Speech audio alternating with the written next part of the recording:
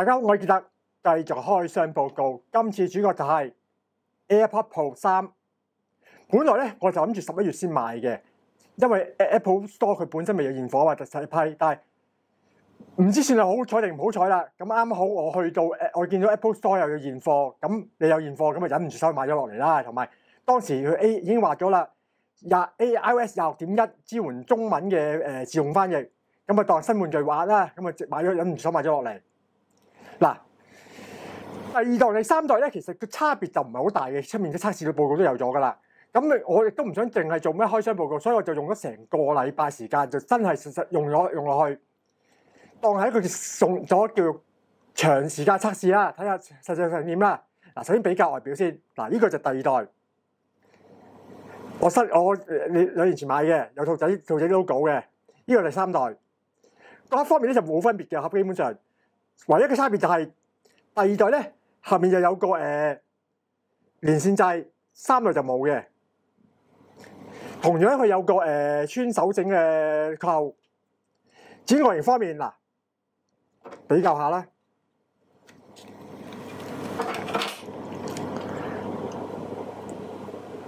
嗱，外表咧第三代係明顯大少少嘅，嗱。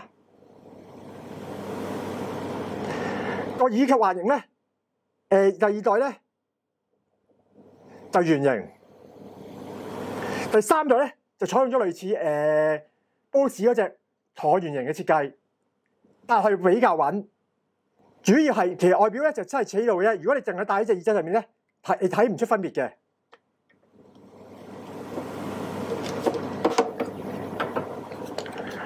佢官方宣稱咧就話佢個抗噪量咧加咗1倍，呢個咁微妙嘅數字咧，我諗佢主要就係咩咧？外形設計，外形佢其實嗰個晶片仍然用翻舊一代 H2，所以如果個假設性佢嗰個降噪嗰個技術冇改變，佢咁樣去加個1倍咧，就純粹就咩咧？用咗唔同嘅設計，佢更加貼嘢帶落去。咁咧更加貼咧，隔音更加好。而橢圓形咧，經過 Bose 嗰個設計咧，就已經證明到咧，呢個橢圓形設計咧係更加夠設計更加舒服、更加隔音嘅。同埋佢嗰個耳膠咧，用咗隻泡沫設計，隔音情況更加好，同以前嗰隻純粹軟膠完全唔同。至於嗱，首先咁咧講佢，既然佢講咗佢新設計啦，新嗰個外形設計咧，最大好處就係佢更加穩定。以前咧，我戴住 AirPods Pro 2咧去食嘢嘅時候，尤其是食麥包咧，擘大個口咧，個耳仔會鬆嘅。呢樣咁，但係可能我唔知其他人點啦，但係我至少我就咁樣啦。去食嘢嘅時候咧，因為成日口係咁喐啊，個口喐得大嘅話咧，佢就耳仔會鬆，我手指就跌落嚟。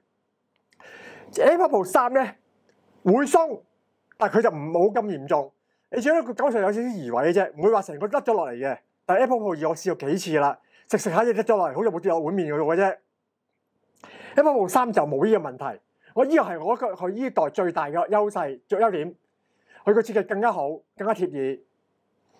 至於跑步方面，有人話佢可以帶住跑馬拉松，我試過。如果係一般輕鬆跑，即係例如話係我跑落去喺度跑一路傾偈嗰個速度啊，好舒服咁跑咧，好穩定，冇喐過，跑5-6分鐘都冇問題。但係我試過用嚟做間歇訓練，由於間歇訓練咧，佢突然間好高速咁跑咧，嗰種熱嘅震動咧，佢就有少少移位。我會覺得佢係好似咩？手鬆咗啊！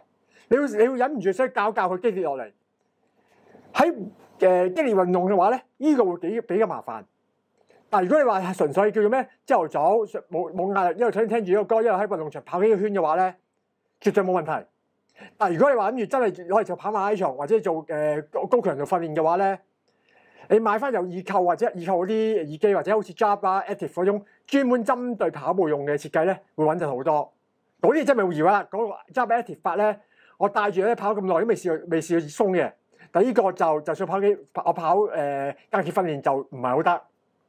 但係純粹叫有比較啫。即係話如果你係純粹你就係叫做咩啊？朝頭早輕鬆跑嘅舒壓嘅，絕對冇問題，穩陣嘅。今次加咗佢防水咧，去到 IP57，我開攞嚟洗，即係沖水冇問題嘅。當然啦，你冇話浸水啦。但係如果你話跑完步攞水沖然抹乾淨佢 OK 嘅。但係耳機防水，個盒唔防水，所以抹完之後等佢已經乾咗先放個盒度，唔係個盒會入水嘅話咧，好麻煩。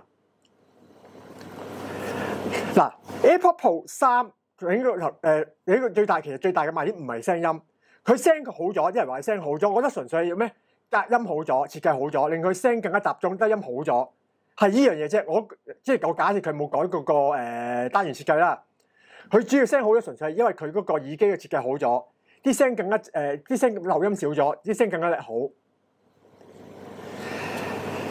當然買 AirPods Pro 3你唔會係為咗佢聲嘅，2000蚊一個耳機。講靚聲嘅話，類2000左右呢個價錢有聲好過佢嘅唔少。你買佢純粹就咩啊？貪佢同iPhone 嘅一體化，即係嚟話你以為話你收到信息嘅話，佢會讀出嚟俾你聽啦。你收到電話嘅時候，你可以用點頭、搖頭去接唔接電話啦。杜比聲音啦，同埋自動翻譯呢啲功能咧，係 Apple 專針對俾iPhone 用嘅功能，只有AirPods Pro 同埋 Beats Audio 嘅耳機先有嘅啫。你需要呢個功能，你就冇得揀，一定係AirPods Pro 噶啦。嗱，講到自動翻譯啦，頭先開始講咗啦，我測試過，當然暫時未支援廣東話，但係我覺得唔會太耐，因為廣東話其實唔係真係叫你用咩咧啊、囉啊嗰啲嘢，而話將佢用廣東發音。咁既然語音朗讀熒幕都支援咗廣東語音咯，咁翻譯支援廣東音，我覺得都唔係一個大嘅問題，係純粹睇時間嘅啫。佢翻譯我試過聽 YouTube 嘅日文新聞，佢係講咗之後，第1秒左右先要講下一句嘅。用嚟睇新聞睇戲嘅話，你會比較窒勢，因為佢真係好慢。但係如果你去旅行，聽下個店員講咩嘢，或者你海關講咩嘢嘅話咧，夠噶啦。佢嗰個翻譯速度其實 OK 嘅。準唔準方面，一般啦，有少少怪啦，但係要你明就好啦，唔明就算啦，我真係唔好太要求。佢最大方面就係咩？對於我呢個英文白痴嚟講，去歐洲玩或者美國玩咧，佢會好方便。起碼你去法國嘅話，你唔識法文，你聽我噏乜？電力方面，佢而家交8個鐘頭，但係盒度少咗4個鐘頭，即係話將個盒裏面嘅電力嗰4個鐘頭擺咗去耳機上面。8個鐘頭係我認為而家一個耳機裏面咧最基本嗰個要求嚟啦。6個鐘頭我覺得已經唔合格㗎啦，而家7個半鐘頭叫勉強合格線嘅啫。8個鐘頭係基本。咁你8個鐘頭我當佢8折啦。Apple 嘅耳機咧喺佢喺嗰個電力嗰個續航力方面咧，嗰個灌水量係偏低嘅。以前講過啦。咁佢話8個鐘頭，我當7個鐘頭咧，好夠啱啱好夠用。唔係好夠，但係轉夠用嘅。因為以前我試過聽 AirPods Pro 嘅耳咧，去日本旅行咧，聽5個鐘頭冇電啦。咁佢而家8個鐘頭嘅話，你之後聽6個零鐘頭咧就 OK 啦，同埋佢有快充嘅，冇問題嘅。呢個都係嗱總結啦。如果你需要一個好聲嘅，即係嚟話你需要靚聲耳機，Momentum 而家絕對抵玩嘅，價錢都 OK 啦，2000蚊左右。肯定靚聲㗎啦！佢就同埋佢亦都支援好多特別支援啲高音頻實細色，例如話 ADS APX Adaptive 啊咁樣。佢支援啲高質素嘅音樂格式，啲聲靚好多。要平嘅幾百蚊都有，但係你用 AirPods Pro 嘅話咧，你貪佢就咩咧？同 Apple 系統嘅嗰個聯動帶落去，行全冇咩度用到，出街 iPhone 用唔到，用 iPad 用到，你唔使調嚟調去，非常方便。佢有助聽器啊，助聽器功能，即係我老豆用緊嗰隻助聽器啦。功能對於啲唔係好嚴重嘅失聰耳力有弱聽嘅能力有人嚟講咧，好有用。自動降噪啊！講嘢時自動將嗰個耳聲音量降低咧，都好方便。